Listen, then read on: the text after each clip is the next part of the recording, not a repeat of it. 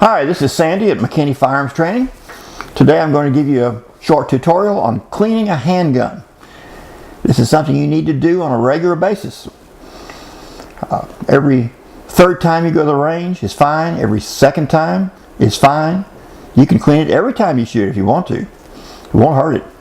But don't think you can go a year without cleaning your handgun. Sooner or later, every handgun of every type is going to start losing accuracy. And semi-automatics will start to jam. It might take a month or two. Some guns are more prone to jamming because of dirt than others. But if this is a gun you might potentially use for self-defense, you don't want to take a chance on that gun failing at the wrong time. This is something I go over in my classes briefly, but I want to go into a little more detail today. A cleaning kit typically has these products in it. I don't have an actual cleaning kit here because I have a whole lot more stuff than this, and I carry it around in a great big toolkit. Things I've accumulated over the years. Many of them are specialty items that you don't need, but a basic cleaning kit will include these things: a bottle of solvent. This happens to be hops number 9. It is the standard in the industry. But there are many companies making these products, all kinds of chemicals. You can go to a store that sells firearms and find a lot of different chemicals from a lot of different quality manufacturers. You can get lost in the weeds. I don't try to experiment too much with that stuff. Hops has been standard for decades. So I just stay with that, but I don't experiment too much. This is solvent. This dissolves carbon deposits. This is gun oil used for lubricating. These are patches, cotton patches of different sizes. They actually come in several different sizes. I just have 2 here, and a cleaning kit will typically have 3 or 4 different sizes. Little ones like this would be used for a 22. These are about the right size for 9mm, 40, 45. They do make them for different calibers with a little more specificity, but as long as they will go through the barrel and not be too tight or be too loose, then you're fine. I don't get into too much aggravation about that kind of thing, except I just know that you cannot put one of these down a 22. They'll get hung up, drag, maybe even break your tool. And it won't do any good at all to use one of these on a 40 caliber. So one other thing that your kit will have is a tool like this. Usually has a T-handle on it, and several things can screw in on the end. One of those things would be something like this.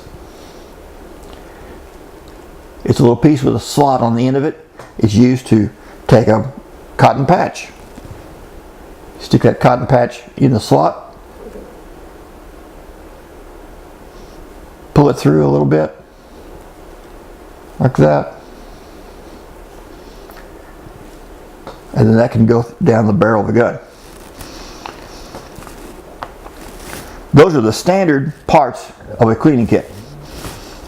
One other thing you would need is a brush. Brushes are not included in the kit because those are caliber specific, and cleaning kits are not. This is a brush for a 9mm, which of course will also fit a 380 since they are the same diameter. A brush for a 22 is smaller than this. A brush for a 45 is a good bit bigger than this. You would need a brush for each caliber of handgun that you have.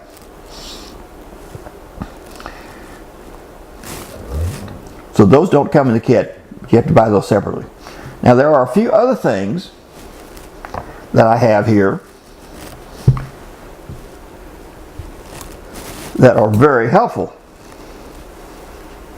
You don't have to have these, but you can think about them. This is a little wood block. What's that for? When I'm working on a gun, this bottle of solvent is open, and it's too easy to knock this thing over. So I put that on that wood block, and that reminds me, stay away from that.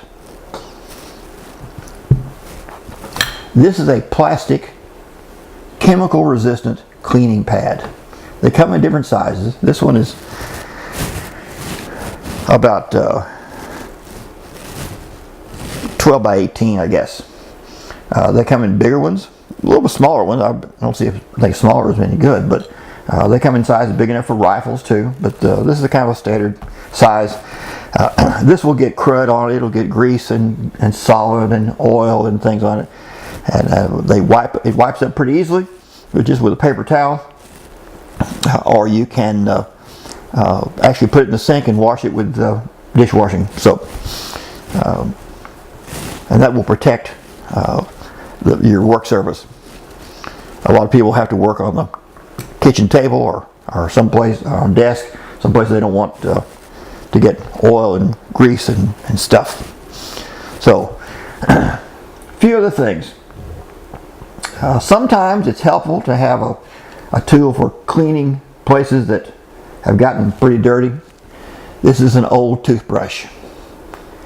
Everybody has old toothbrushes around. Maybe you throw them away every time you go to the dentist, but hang on to one and use that. This, if I can get close enough so you can see what it is. This is a tool that people use who have a space between their teeth that food gets caught in. So it's a little tiny brush that goes through those gaps. You can get this in any place that sells toothpaste and dental supplies and so forth. That can be very helpful sometimes to get into one particular area I'll mention later. This is a dental pick used by dentists. I don't use the hooked end much, but the pointy end can be good for cleaning some very specific areas in a gun. You can get this at any hardware store.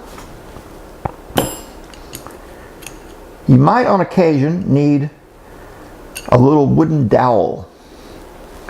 If something gets stuck in the barrel of your gun, like a bullet, for example, that does happen, then a little wooden dowel and a mallet can drive that out with the gun disassembled. You'll probably need a little screwdriver once in a while for something. This is gun grease. Grease doesn't come in a cleaning kit, typically. You can buy this separately. This one happens to be actually from the NRA. But there are a lot of companies that make high quality grease, and people use that instead of oil. I'm not a rabid about that subject one way or the other. Guns that are used in harsh environments where there's a lot of dirt, a lot of heat, grease can be a benefit. I know that Navy SEALs and Special Ops Forces tend to use grease on their handguns, but then they are in situations we're not in. So I use grease occasionally on guns that I know I won't be shooting for a long time, because it does last a long time. It won't dry up. Or sometimes on newer guns that need a break-in. But I typically use oil most of the time. Grease is a little hard to get out when you go back to clean it the next time. But it's not a big issue, and a lot of people like that. Oh yeah. Something I highly recommend. This is gun oil in a needle oiler. You can take this cap off and surgically put oil any place you need it. I use this all the time. I never use this stuff. I don't mean the product in it, I mean the bottle. It's too hard to keep oil where you want it, not get it everywhere. So I will use this to refill this. And then one other thing. This is a can of compressed air. You buy it at office supply stores. It's used for cleaning computers and keyboards and things. But this can be great for cleaning out metal shavings and just debris that accumulates inside a gun in places that you don't want to put oil. The magazine well, inside the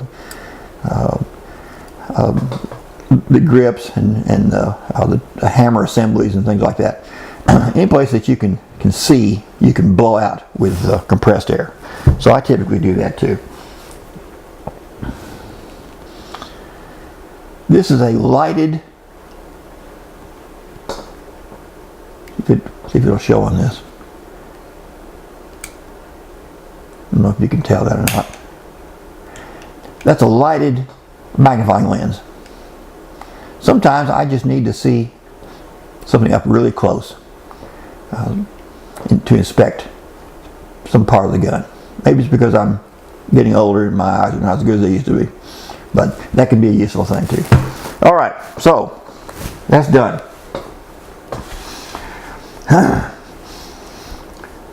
For semi-automatics, the job is the same once you get the slide off.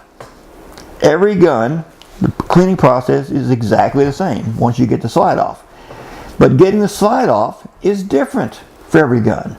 It depends on the manufacturer and what their design is. And sometimes you can figure it out on your own, but usually you need an owner's manual to do that. Because they're just little tricks. So I'm going to take the slides off of 3 different guns to give you a sense of what is involved in doing this.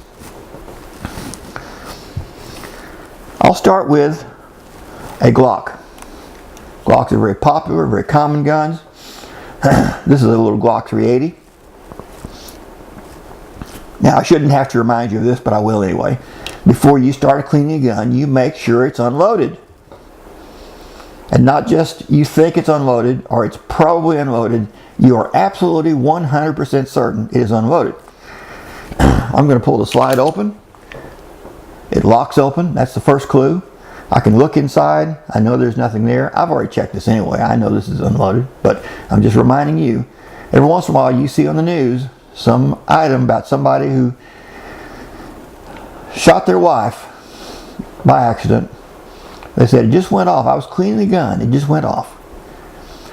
When they say it just went off, they are trying to cover up either a really stupid mistake or a crime. Alright, so nobody accepts, anybody who knows anything about guns knows, guns don't just go off. So, make sure it's clear. Alright, so I'm going to take the magazine out. What's involved here is like this, if you can see this. I'm going to hold the gun this way so I can pull the slide back about 1/8 of an inch. I'm doing that to take the pressure off of the spring, because the next step is just next to impossible if there's spring pressure on it. Right here, and matching on the other side, there's a little sliding tab that goes down. Except it won't hardly go down if there's spring pressure on it. I'm going to take that pressure off, and I'm going to push both of those tabs down at the same time from both sides. Now I'm going to let go and pull the trigger, and it comes off. You can pull the trigger before you do all that if you want, but as long as you know it's unloaded, it's perfectly safe. But you have to hold those 2 tabs down at the same time while keeping spring pressure off of it, and then pull the trigger. Once you get the hang of it, it's not hard. but it's kind of awkward at first. All right, I'm going to put this back together because this is not the one I'm going to clean.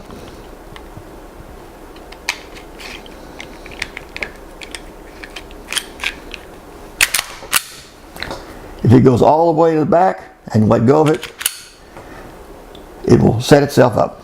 So there's nothing special to do. Put the magazine back in that, put that aside.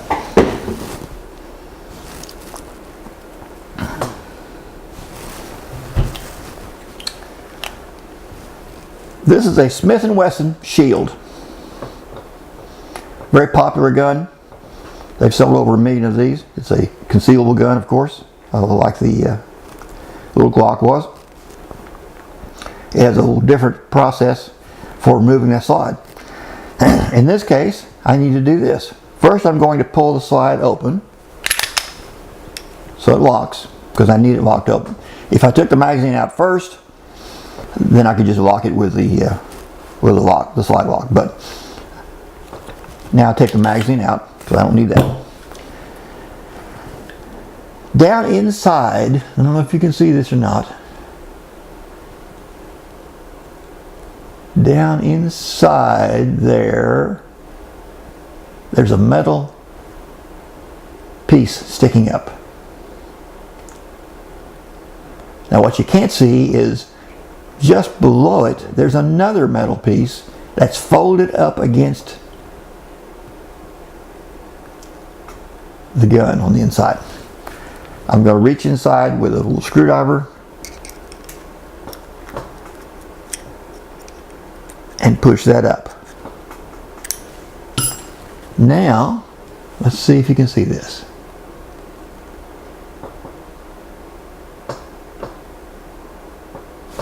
It would help if I had a light behind it.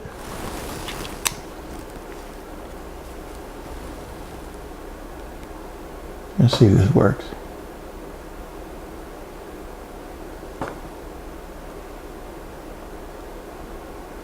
There are two metal pieces standing up. You can just barely see it.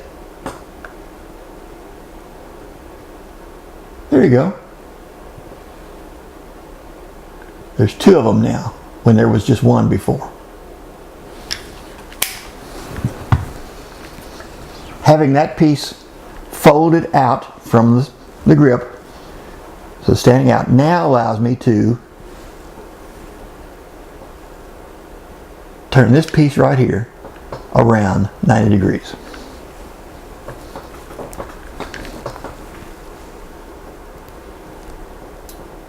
There you go. As soon as I've done that, now let me get this where you can see it. I go back and forward, it comes right off. When I put that back on, and again, this is not the one I'm going to clean. I'm going to put that back on. I, of course, would work it a little bit to spread out the oil. I'm going to do two things here. I'm going to push this all the way to the rear and hold it while I reach over with my other thumb and flip this little device back around where it was in the first place. That is, parallel to the ground instead of perpendicular. So, do this and this, and it's back like it was. If it looks good, then you're good. If it does this, then you're good. Now, there is still that little metal piece sticking out inside here that I had to push out in order to make this work. It folds up. So when I put the magazine in, that will push it back up where it started out, and we're done.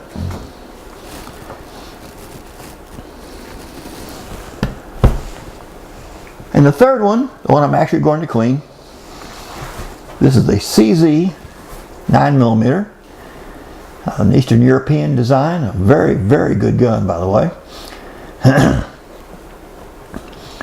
And this would have a lot of similarities to a lot of European handguns. So in this case, I'm going to take out the magazine.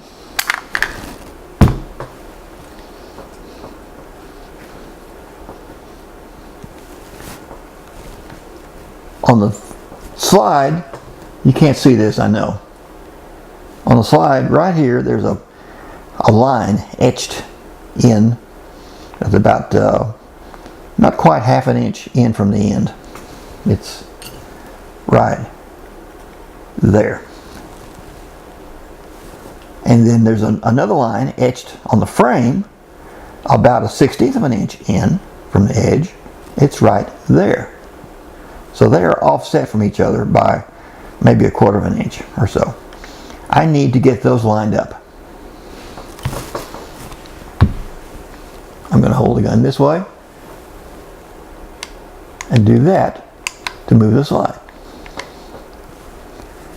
When those are lined up, I hold that and turn it over. On this side, there's a pin sticking out. It's the other end of the slide release, actually. There's a pin. I need to push that out. A handy, convenient tool to use is the magazine. I just do that, and now that pin has been pushed out, and you can see there's now maybe you can see, there's now space here that there wasn't before. This was flush, now it's standing out. So I can use this, I have it in my hand so I can use this, but otherwise I can actually use the magazine to pop that out. That's what it looks like. That's the slide release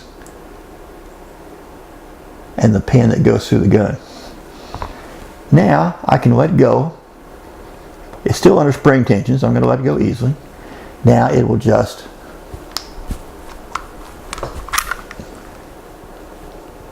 I was too far from the camera there. This will just pull right off. Alright, now this is what I'm going to clean. In all cases, there's a groove, or a channel if you want to call it, on the gun, on both sides, and a rail on the other matching part. The rail rides inside of the groove. Now on American made guns, typically that groove is on the outside of the frame.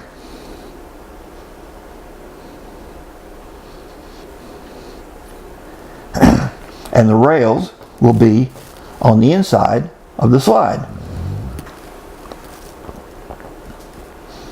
Because the slide rides on the outside of the frame, like this. Now on a lot of European guns, including the CZ, it's reversed. The grooves are inside, in here, on each side, and the rails are on the outside of this. But it doesn't make a difference. In all cases, the rail goes in the groove, and that's how it fits together. And you can see me. Let's see, I'm in best position for you to see this. That just goes like that. Let me get it started properly. It goes like that. So this has the rails here, and the grooves are inside the frame here. And American made guns like Smith & Wesson, for example, and Ruger, it'll tend to be reversed. CZ just thinks that makes the rigidity greater for the action as it reciprocates. And maybe they're right, but anyway, that's their plan. So on this part of the gun, you're going to clean the grooves. Well, put it this way. If there are grooves here, you clean those. If there are rails, you clean those. whichever part goes with that gun, you're going to clean those. So I would take a cotton patch,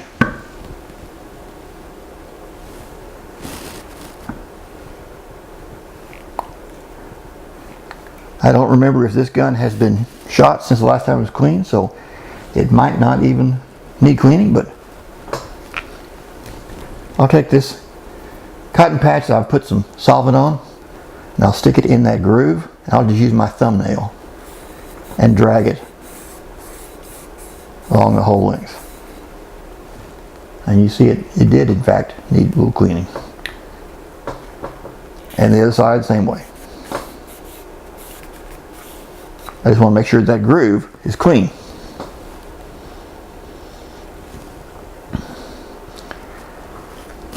And then I'll take this compressed air and I'll blow out anything that I can see that might have collected dirt or something. There'll be, this is a hammer fired gun, so there's some places in here that could have dirt in them. I'll just blow that out, and that's all we're going to do with that part.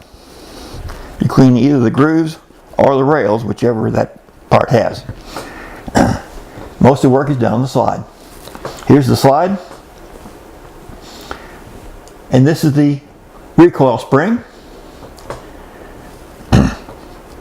or return spring, that drives the slide forward. It's just held in by friction. So all I have to do is just pull it straight up at the end, and it comes out.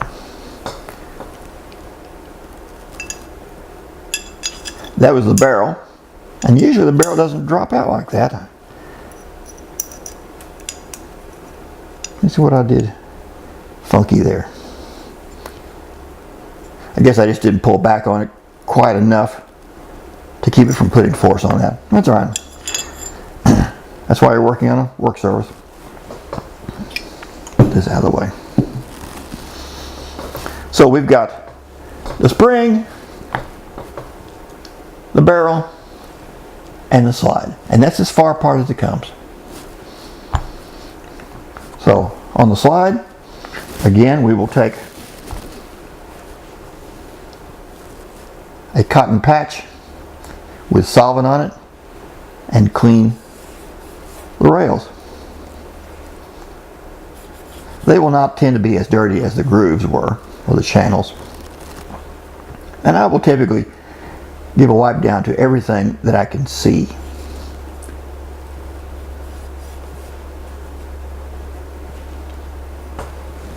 Now inside this thing, see if I can hold this so you can see this.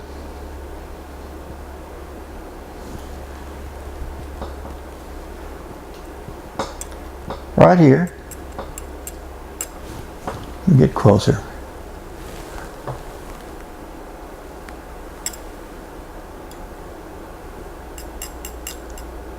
That's the breech face.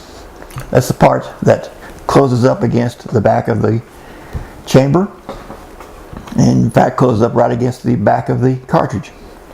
And there's a small hole in it. I'm sure you can't see that from here, but there's a small hole in it. That's the hole that the firing pin comes through. It only comes through a tiny bit, just enough to hit that primer, cause it to go off. So I always clean that area right there, where that flat surface is and that hole is, just because I'm a neat freak. But there's something more important in that area. Let's see if we can get where we can see this.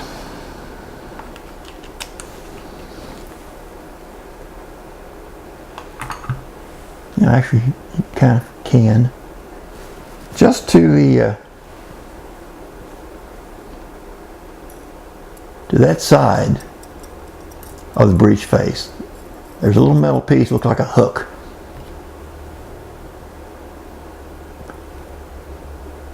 Let me try to angle this. I'm looking at it upside down, so it's hard to get that where you can see it. But Right next to the hole for the firing pin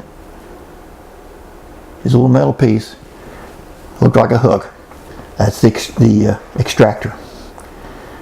That snaps around the cartridge case, and when the slide goes back, it pulls that empty shell casing out. If that gets dirt around it, it can cause it to stop snapping around the cartridge firmly enough and cause it to slip off and cause jamming problems. And this particular gun, in fact, once did stop extracting altogether because of dirt. Just dirt. So I'm a little more careful about that now.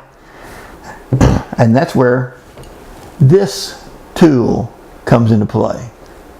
This thing for cleaning gaps in teeth. That is perfect for going in there. I put a solvent on it. It's best to not dip this in solvent because that can contaminate your bottle of solvent. A little eyedropper works for that. Put some solvent on this thing and you go right in that gap.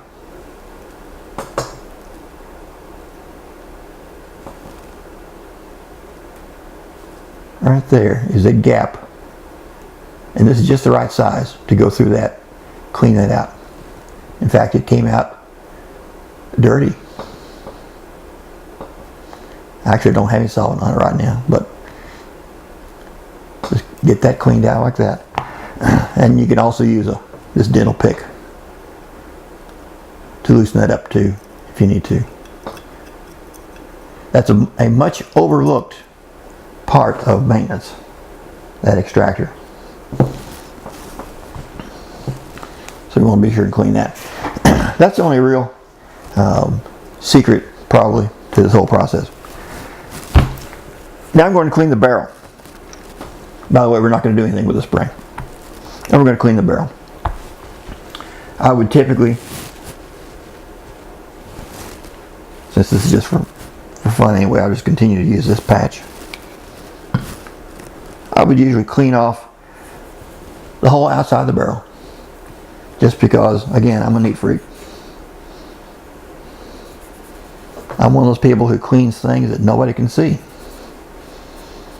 because they're there. I'm just wiping down everything about that barrel. But most especially, I want to clean this little sloped area right here. That's the feed ramp. And you can probably see on this that it is a little dirty. When I wipe this with solvent, now you can see it's a little cleaner. Reflects light better. Some people actually polish these with a Dremel tool. I wouldn't do that unless it really has a mechanical problem, but and the part just above the feed ramp is the chamber, but that will get cleaned when we do the next step. I'm going to take this T-handled tool. I'm going to put this brush on it. And again, this is a 9mm handgun, so I'm using a 9mm brush. And you can get these at any place that sells guns and related accessories. Places like Cabela's and Bass Pro and gun dealers, Walmart, Academy, any of those kinds of places. And you can also get them on Amazon. So I'm going to take that brush. I'm going to put some oil on it. I'm sorry, solvent. Big solvent on this with this eyedropper.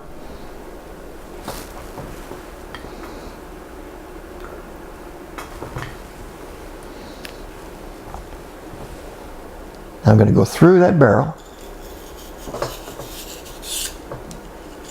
back out. And I'll do it 3 or 4 or 5 times, whatever I feel like. You don't have to do it 20, but one's not enough. So do it several times.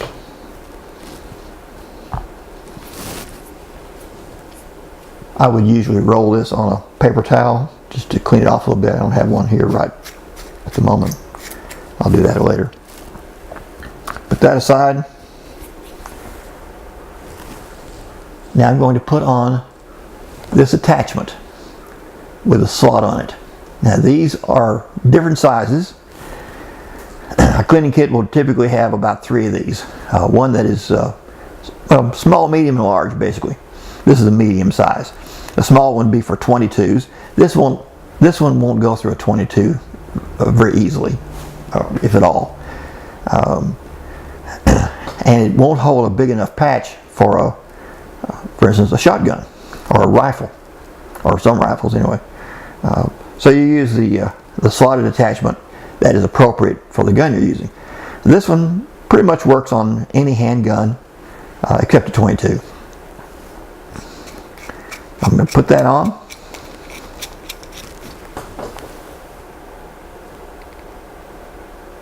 Take one of my largish size patches. I do have ones bigger than this for shotguns, but this is for I believe anything from 9mm to about 45, which means it would include a 38. I'm going to pull that through.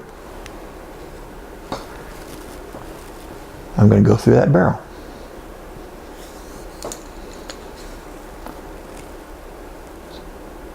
You can see how it came out. It's dirty.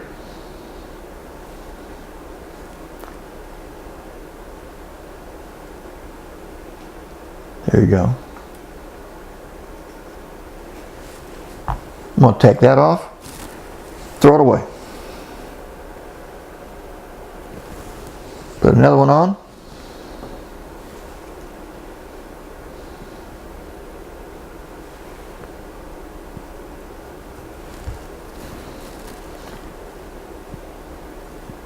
Go through that barrel. Of course, these are dry.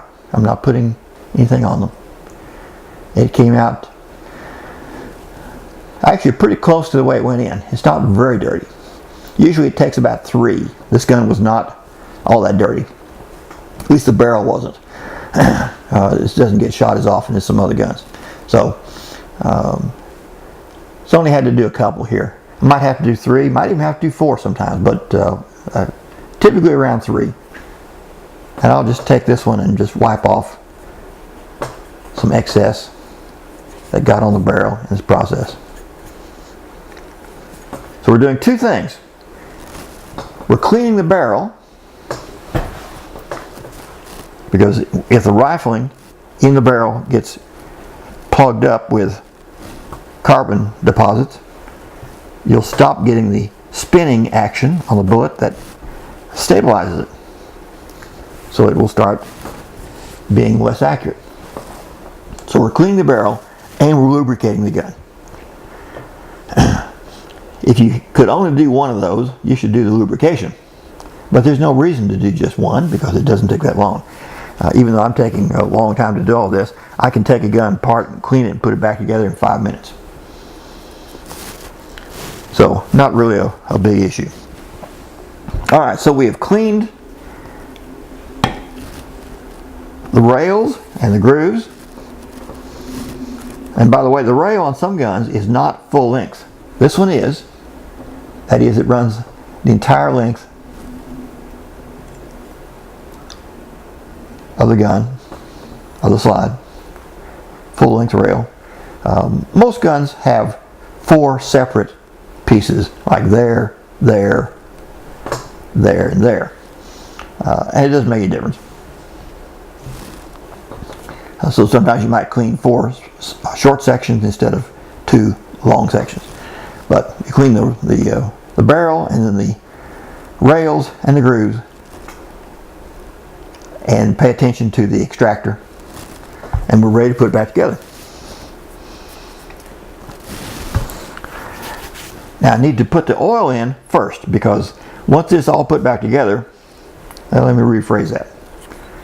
On this gun it doesn't matter, but on most American made guns you need to do the oiling before you put it back together, because you can't get to the grooves because the grooves are in here and on the inside, and you can't get to them with the barrel back in place.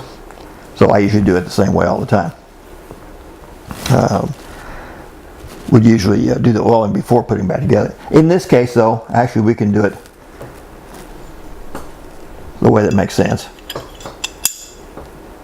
Put that back in. There's not really any way to do this wrong, because you're going to have this part right here standing up.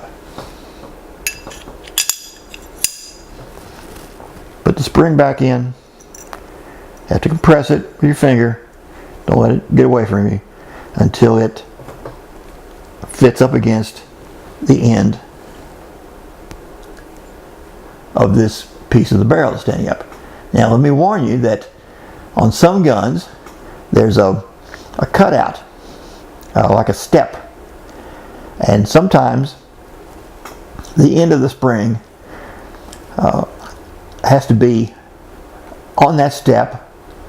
In some cases there's 2 steps, and it has to be on the second one, not the first one. So look at it carefully when you take it apart so you can see which way it goes back, and then put it back the same way. If you get it right, then this will be straight. That is, it'll be parallel to the frame of the gun. If it is not parallel, then you probably did it wrong.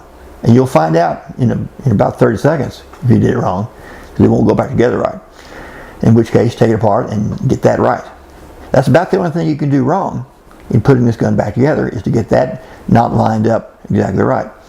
It's not that hard though. The first time you figure out what you did wrong, you'll never make that mistake again.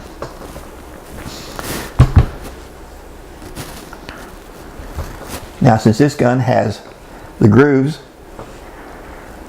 in the frame instead of on the side, I'm going to oil those now. And I'm going to use this needle oiler. Take the cap off.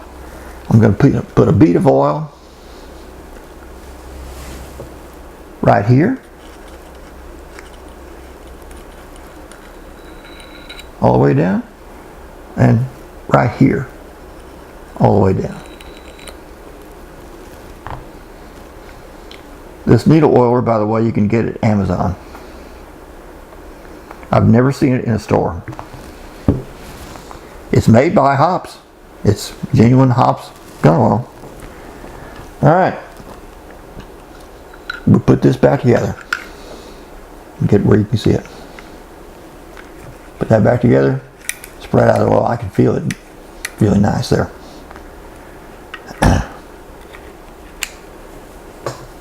In this case, I have to line up those marks again that I had to line up to take it apart. While that is lined up, then I take this piece, the slide release, has a pin on it. The slide release goes, so I can get the right angle here for you. Right there, and the other part, the big part, goes in the other space. It'll go back together if those are lined up.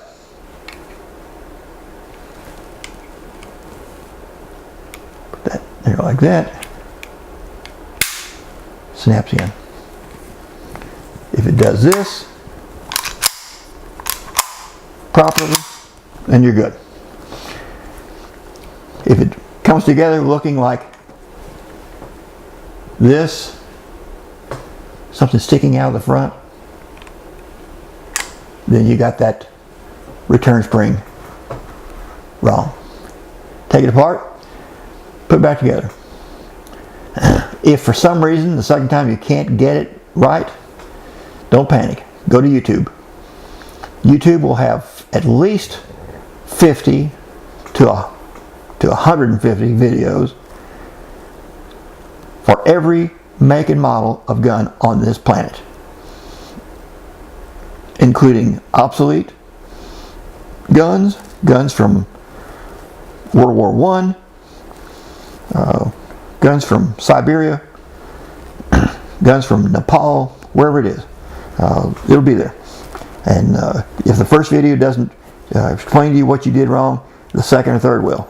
So it won't take long. You don't have to go to a gunsmith to put a gun back together.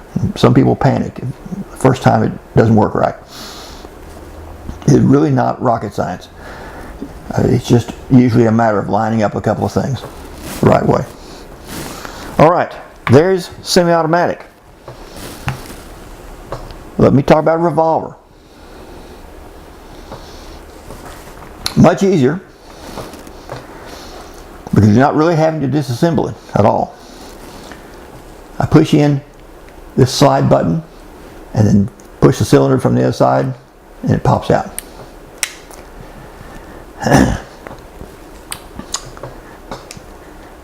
The piece that the cylinder is on there, this piece right there, is called the crane. And there's a pivot point right here. You can see it.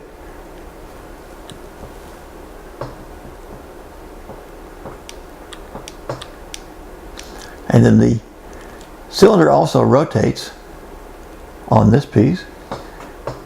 So there's a friction point there. So what we're going to do, I won't go through all the steps because you just saw it done, but we would take a tool with a brush on it, appropriate for this. This is a 357 Magnum, which is also 38 Special.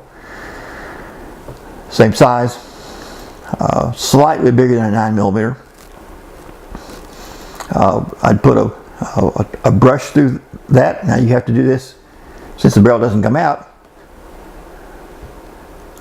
Do it from the front.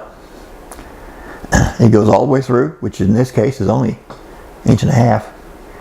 If it's a longer barreled revolver, of course you have to make sure you have a tool of the right length. The one I have is plenty long, and actually is long enough for a 6-inch. It'll go all the way through. It'll hit the back here. Do that just like we were doing the other thing. Use a brush and solvent on it. And then, but what I also recommend is that while you're doing that, you also do all the chambers. So hold this somehow that you can get a grip on it and go through the chamber a couple of times. Rotate it. Next chamber a couple of times. Rotate it and keep count. There's 6 usually. You might have 5 on yours, or could even be 7, but usually 6. Keep count so you don't wind up going all the way around 12 times. Go through each chamber with that brush.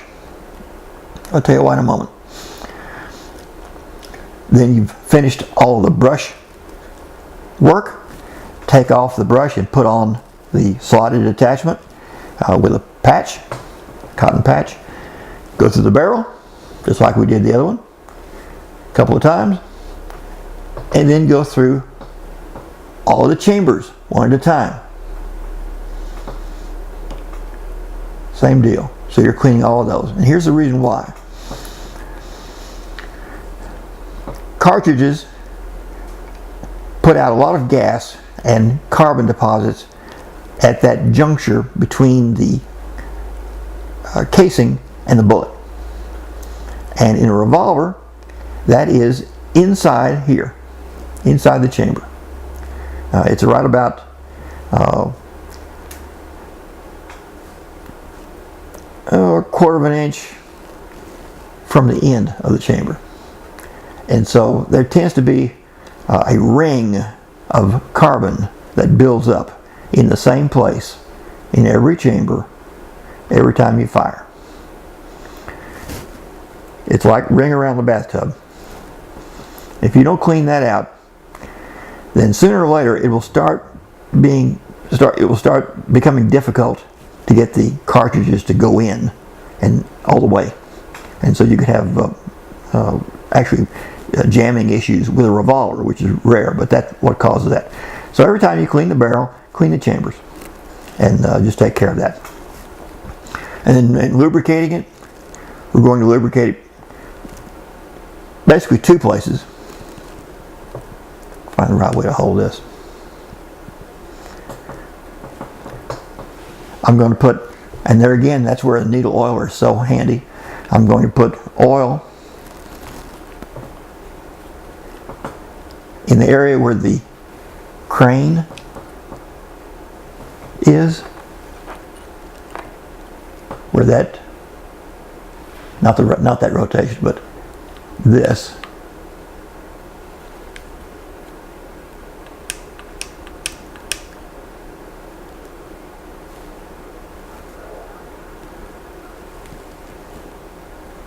Right here and right here on the other side.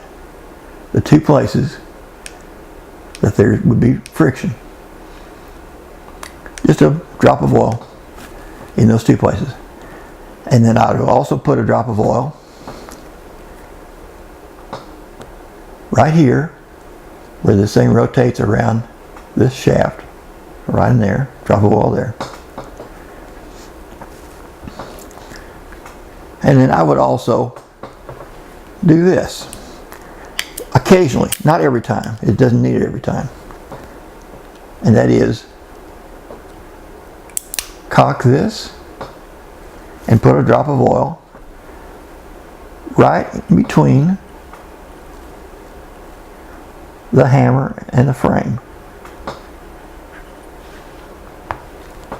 And then let it down and cock it. Let it go back and forth a little bit. I don't even do that every time, but whenever I realize I haven't done it for a while, I do it. That doesn't tend to be a problem, but it won't hurt to lubricate that. We're not going to touch the trigger. Won't be any need for that. Basically, you're just cleaning the barrel and the chambers, lubricating the crane and the pivot point where this is the ejector, but the place where the cylinder rotates around that. And that's about it. These things will go for decades without needing parts replaced or things like that. Revolvers are very sturdy, and they don't have a lot of forces applied to them other than that buildup in the chambers I talked about. All right.